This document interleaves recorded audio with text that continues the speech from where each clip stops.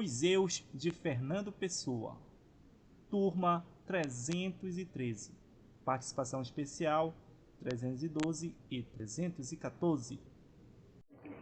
Modernismo em Portugal. Meu nome é Suzy, sou da turma 313 da Escola Barroso Tortes e vou falar sobre o modernismo em Portugal. O modernismo tomou lugar num período que permeia a Primeira e a Segunda Guerra Mundial. Na mesma altura surgia a teoria da relatividade de Einstein e a psicanálise de Freud, bem como transformações tecnológicas como eletricidade, rádio, televisão, avião, cinema, entre outros. Todas essas situações influenciam os pensamentos da época e, consequentemente, o estilo deste novo movimento literário. Em Portugal, em 1910, era proclamada a República e surgem dois partidos políticos. O situacionista, numa proposta saudosista, pretendia resgatar os anos de glória vividos por Portugal. Os inconformados, por sua vez, almejavam uma ruptura de padrão e estilo e propunham a inovação. Assim, com o lançamento da revista Águia, os situacionistas tentam reviver o passado numa pretensão de incutir nas pessoas o orgulho português oriundo das suas conquistas. Os inconformados rejeitam essa ideia, pretendendo trazer à tona o espírito crítico. As principais características eram o distanciamento do sentimentalismo, espírito dinâmico acompanhando as transformações tecnológicas, espírito crítico e questionador, linguagem cotidiana, oposição às normas numa atitude considerada anárquica, originalidade e excentricidade, ruptura com o passado numa atitude inovadora.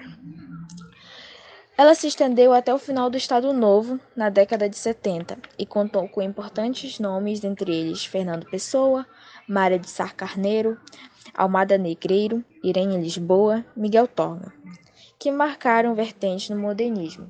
As fases são ofismo, presencialismo, neorrealismo e surrealismo. Ofismo recebeu esse nome por causa da revista Orfeu, primeira publicação a divulgar as ideias modernistas e as tendências culturais que circulavam na Europa. Foi fundada em 1915 por um grupo de escritores e artistas plásticos, entre eles Fernando Pessoa, Mário de Sá Carneiro, Raul Leal, Luiz de Maltavó, Almada Negreiros e o brasileiro Ronald de Carvalho. Os orfistas tinham como objetivo chocar a burguesia ao apresentar uma poesia livre da matéria e inserir a literatura portuguesa no contexto cultural europeu, que naquela época estava sob forte influência das tendências futuristas. A revista Orfeu deixou uma enorme herança, influenciando novos artistas, assim como o surgimento de novas publicações. O presencialismo ou presencismo, o segundo momento modernista, recebeu esse nome por causa da revista literária Presença, fortemente influenciada pela revista Orfeu. A publicação foi a principal responsável por divulgar e dar continuidade às ideias modernistas, embora seus representantes tenham defendido uma literatura mais otimista, voltada para a introspecção e para o experimentalismo. O grupo encerrou suas atividades no ano de 1940, quando o mundo ainda vivia sob as tensões provocadas pela Segunda Guerra Mundial. Neorrealismo surgiu em um conturbado contexto histórico-social. A Europa sofria com as consequências de uma forte crise econômica, com a tirania de regimes totalitários e também com a constante tensão provocada pela Segunda Guerra Mundial. Seus principais representantes foram Alves Redol, Manuel da Fonseca, Afonso Ribeiro, Joaquim Namorado, Mário Dionísio, Virgínio Ferreira, Fernando Namora, Mário Braga, Soeiro Pereira Gomes, entre outros. O neorrealismo teceu duras críticas ao individualismo e ao expressismo, temas caros ao presencialismo, e divulgou na literatura o pensamento marxista e a forte rejeição ao socialismo utópico. Surrealismo, por muitos estudiosos, foi considerado a última fase do modernismo português. Suas principais características foram a escrita automática, com destaque para a livre associação de ideias e de palavras, e a modificação das estruturas da realidade, elemento baseado nos conteúdos oníricos, reafirmando seu caráter figurativo e irracional.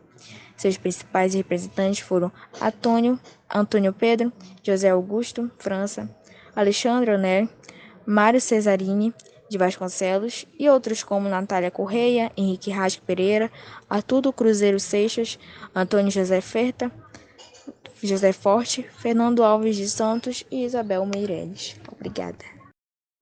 Fernando Pessoa. Fernando Pessoa foi um dos mais importantes poetas da língua portuguesa e figura central do modernismo português.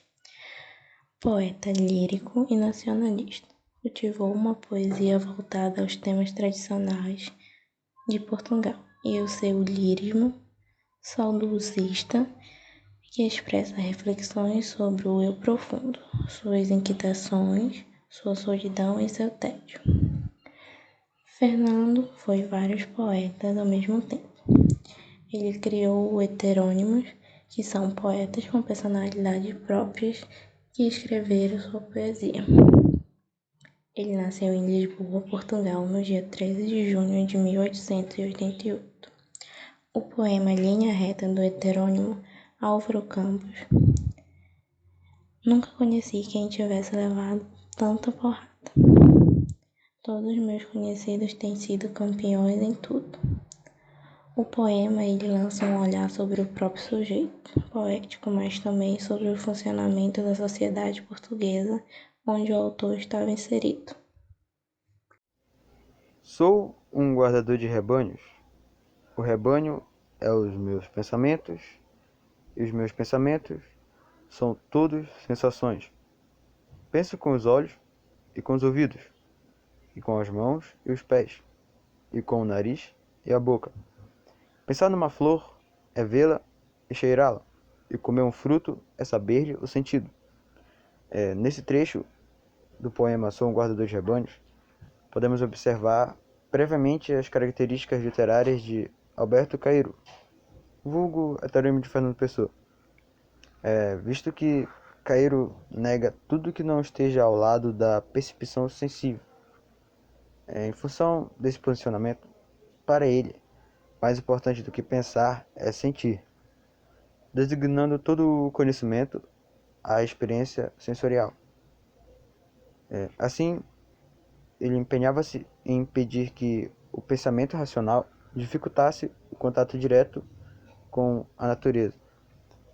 Podemos observar também que a linguagem da sua poesia é simples, pois Caeiro não estudou além da escola primária, de acordo com Fernando Pessoa. Olá, meu nome é Kézia Calhane Miranda Silva, da turma 313 da Escola Barroso Tortes, e irei falar sobre Ricardo Reis. Ricardo Reis é um dos heteronônimos criado por Fernando Pessoa. Ele deu voz aos poemas de índole pagã, inspirados na cultura grego-latina.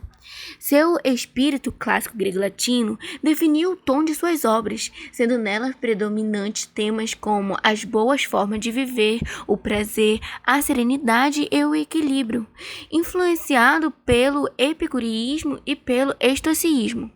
O epicureísmo é uma doutrina baseada no ideal de sabedoria que busca a tranquilidade da alma através das seguintes regras: não temer a morte, procurar os simples prazeres da vida em todo sentido, sem preocupações com o futuro, mas sem exceções, e fugir à dor. Já o estoicismo é a doutrina que tem como ideal ético a apatia e que propõe a seguinte regra: dominar as paixões e aceitar a ordem universal das coisas, incluindo a morte. Porém, Reis admite a limitação e a fatalidade desta condição humana e pretende chegar à morte de mãos vazias, de modo a não ter nada a perder. E, inspirado na mitologia clássica, considera a vida como uma viagem cujo fluir e vir é inevitável, e por este motivo, Ricardo Reis é o poeta mais aristocrático de todos os tempos. O estilo influenciado pela tradição grego-latina aproximou os escritos de Ricardo Reis aos escritos do poeta latino Horácio. Em seus poemas, podemos notar o uso de gerúndio, imperativos e inversos de síntese. Outros aspectos formais também podem ser notados, entre eles o uso de um vocabulário erudito e arcaico, formas estróficas e métricas, de influências clássicas e o diálogo permanente com o tu, evidenciando assim certa coloquialidade. Para que você conheça um pouco mais dos versos precisos e harmônicos desse interessante heteronônimo, eu selecionei alguns poemas de Ricardo Reis, para você experimentar o estilo neoclássico permeando por alusões mitológicas do poeta. O primeiro poema se chama Segue o teu destino. Segue o teu destino, rega tuas plantas, ama as tuas rosas, o resto é sombra de árvores alheias. A realidade sempre é mais ou menos do que nós queremos, só nós somos sempre iguais a nós próprios. Suave viver só, grande e nobre e sempre, viver simplesmente, deixar a dor nas áreas, como és voto aos deuses. Ver de longe a vida, nunca é interrompes, ela nada pode dizer-te, a resposta está além dos deuses. Mais serenamente imita o Olimpo no teu coração, os deuses são deuses, porque não se pensam. O segundo poema se chama Estás Só. Estás só, ninguém o sabe. Cala e finge, mas finge sem fingimento. Nada esperes que em ti já não exista. Cada um consigo e triste. Tens sol se há sol, ramos se ramos buscas, sorte se há sorte dadas. Álvaro Campos é um dos mais importantes heteromônios de Fernando Pessoa. Foi criado em 1915.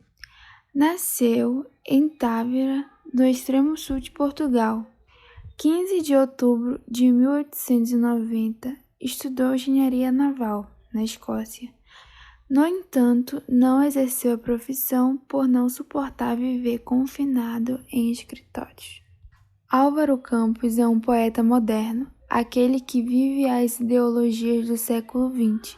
Engenheiro de profissão, vê o mundo com a inteligência concreta de um homem dominado pela máquina, de temperamento rebelde e agressivo.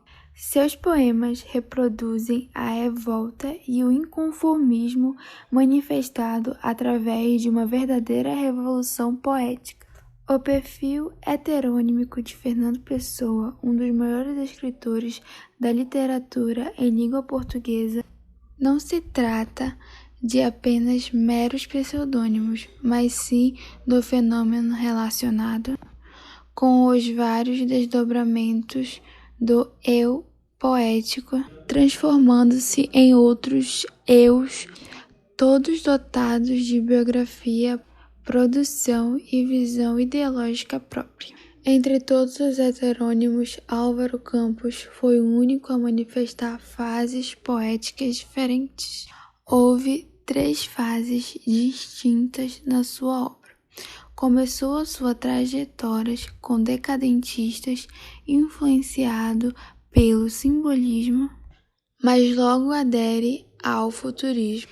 É a chamada fase sensacionista, onde abundam as onomatopeias, uma série de poemas de exaltação do mundo moderno, do progresso técnico e científico, da industrialização e evolução da humanidade. Tabacaria é um poema escrito em 15 de janeiro de 1928 por Álvaro Campos, heterônimo de Fernando Pessoa, publicado na Presença em julho de 1933. Este poema retrata uma sensação do infinito, cuja a presença coloca o ser humano sensível a ideias tanto quanto aos fatos. Por ser possível pensar, o ser humano pode deixar de se vincular ao presente imediato para se transportar aos problemas de ordem existencial em outros níveis.